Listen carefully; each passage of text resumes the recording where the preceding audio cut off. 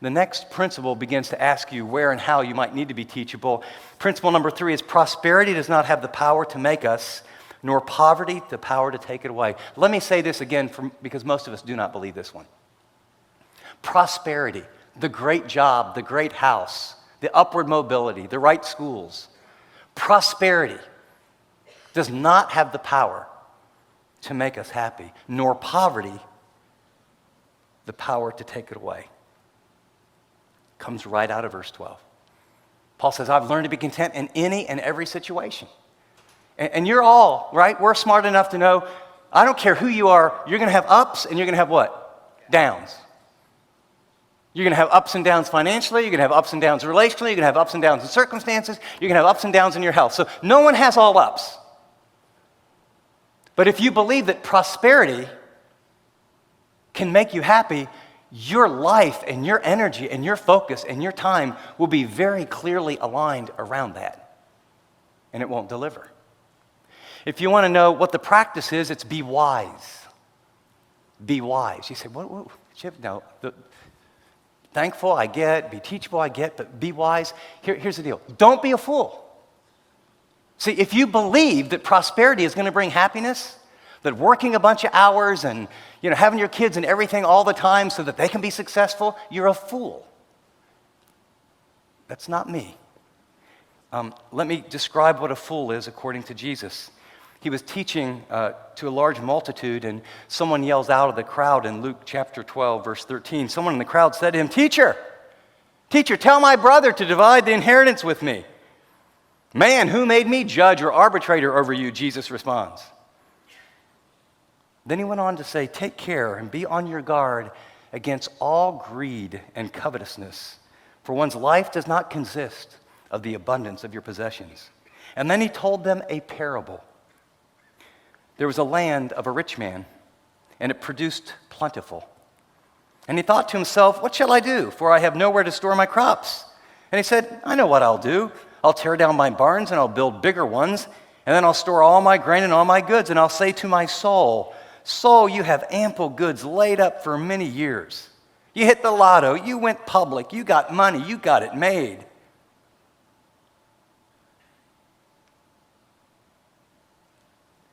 And then I will say, eat, drink, relax, and be merry. It's the definition of hedonism. It's the definition of prosperity will deliver happiness. But God said to him, this is where I get this, fool. God said to him, fool. This night your soul is required of you, and the things that you have prepared, whose will they be? So is the one who lays up treasure for himself and is not rich toward God. Be wise.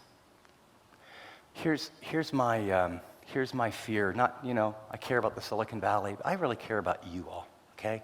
Here's my concern for the venture family. I don't know all of you, but I know a lot of you. We sat down over coffee, and we were completely vulnerable with one another, and I kind of knew where you were at in each area of your relationships and your finances, and those of you that are married, and those of you who are single parents, and those that are single. I would meet people that when I asked some probing questions, that your work demand is just off the chart because you live in the Silicon Valley, and you think it's normal. And the pace of life it's not sustainable, but the when then is one lie, and as soon as we get through this is the other big one. As soon as we get done with this, as soon as they're out of diapers, as soon as they get through the teen years, we got this big project, as soon as I invest here then, and it doesn't change. And this lie is so profound, we would talk about your level of personal debt and credit cards and the pressure. It's outrageous. And you make, and then you say things like, well, it's Silicon Valley, it's super expensive, and yeah, it is. And going out to eat a lot and buying stuff and getting the next gadget and the next this and the next that. And of course, we would never say it, but keeping up with other people and appearances. And that kind of financial pressure puts real pressure on marriages. And then there's this insane level of, you're not a good parent unless your kids are really successful. That's prosperity. And success means that, if they're 4 years old and they're not on a soccer team yet, what's wrong with you? Don't you care? right? And if you have more than one kid, you have these crazy work schedules, and some of you leave at dark and come home at dark, and, and you've got options, and, the Apples and the eBays and the LinkedIns and all the companies and Googles are just, we're rolling, and you feel like, well, at least I'm going to be a good parent, so you get in cars and you drive all over to these ball fields. And your entire weekend is taken up with not being with your kids, not throwing the ball in the backyard, not talking, not laying across the bed, not eating dinner together, not hearing their heart, not knowing their friends. They have a uniform and enough equipment that costs you $1,000, and you're on the road all weekend, taking them here, taking them there, and the pressure, everyone telling you this is what a good parent is. And then you got to, once you drop them off, you got to get back because you got another kid at the other game, so you divide and conquer as parents, and then, of course, Monday's ballet, and Wednesday is gymnastics, and that's what good parents do. And the lie is that that's prosperity. And we now have a generation that what we know happens is there's not heart connection. People that don't eat together don't learn to love one another. People that don't take time for one another. Productivity, success does not produce happiness.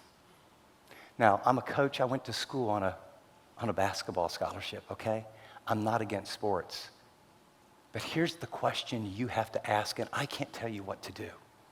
Here's the question you've got to ask about your work schedule, about your finances, and about your children.